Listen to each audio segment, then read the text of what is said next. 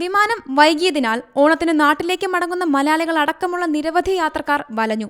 രാവിലെ 6 മണിക്ക് വിമാനം പുറപ്പെടും എന്നാണ് അവസാനം അറിയിച്ചതെങ്കിലും വിമാനം പുറപ്പെടാൻ വൈകിയതിനാൽ യാത്രക്കാർ പ്രതിഷേധിച്ചു.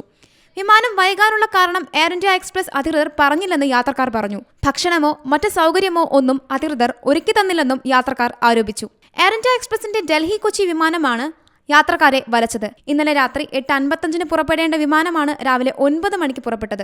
എയർ ഇന്ത്യ എക്സ്പ്രസ് അധികൃതർ വ്യക്തമായ കാരണങ്ങൾ പറയുന്നില്ലെന്ന് യാത്രക്കാർ വിമർശിച്ചു.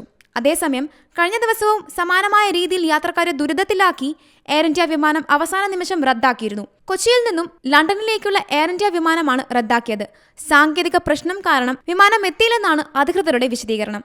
വിമാനം റദ്ദാക്കിയതോടെ 250ഓളം യാത്രക്കാരാണ് വലഞ്ഞത്. National desk Zee Malayalam news. പുതിയ വാർത്തകളും വിശേഷങ്ങളും ഇനി വിരൽ തുമ്പിൽ. എല്ലാ ഡിജിറ്റൽ പ്ലാറ്റ്ഫോമുകളിലും ഇപ്പോൾ സീ മലയാളം ന്യൂസ് ലഭ്യം.